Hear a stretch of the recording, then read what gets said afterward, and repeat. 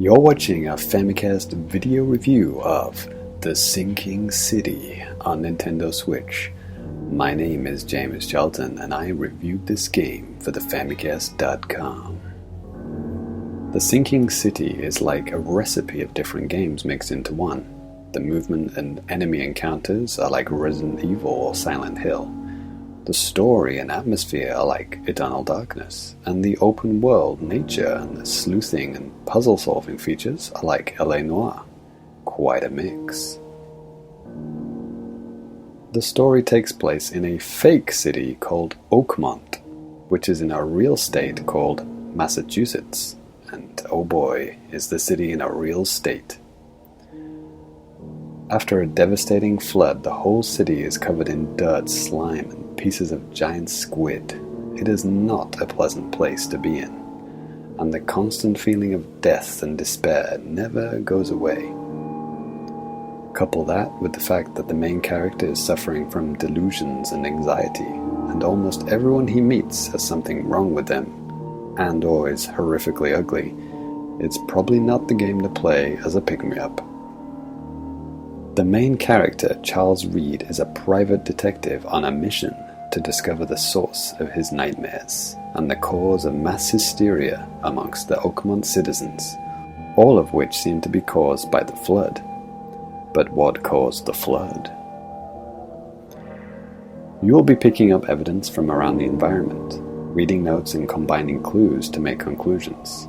And I mean all of these things quite literally, by the way. None of this is automatic or spelled out for you. No markers are dropped onto the map with a big "Go Here" sign. Much like Sherlock or any other good detective, you have a mind palace, where you must sift through items and notes you've collected to form ideas of what to do or where to go next. Thankfully, the game lets you adjust the difficulty of both the combat and the investigation parts of the game. So if you're feeling a bit overwhelmed, you can make things a little bit easier. If you don't like reading or doing actual detective work, you might get stuck on even the easiest settings.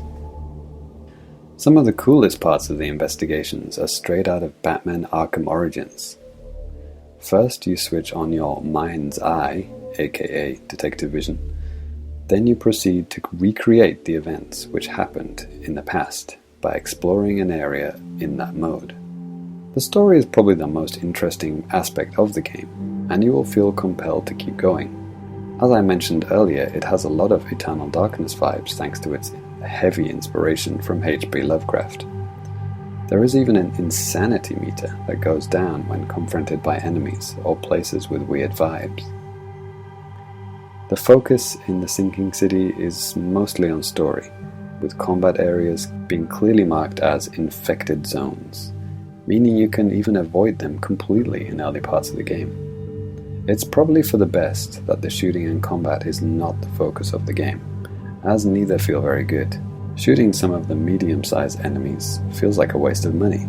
I say that because bullets are the currency in the game, and they seem to take way more bullets than any zombie in a Resident Evil game ever did. Technically, it is a marvel at how this is even running on Switch. After a lengthy load at the start of the game, there isn't much at all after that, which is pretty impressive considering the whole game takes place in one huge open-world city. The graphics have been scaled quite a lot to fit in on the Switch, and it's impressive that it's even running on the console. But this is not a beautiful game.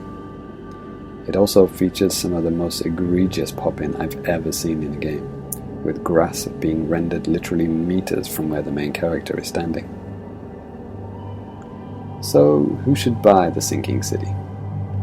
If you're a huge sucker for film noir and H.P. Lovecraft, care more about a game's story and atmosphere than literally anything else, then maybe this is for you. If you're looking for an open-world Resident Evil game, then you will be disappointed. It's far too slow-paced and clumsy to satisfy you. My final score, 6.0.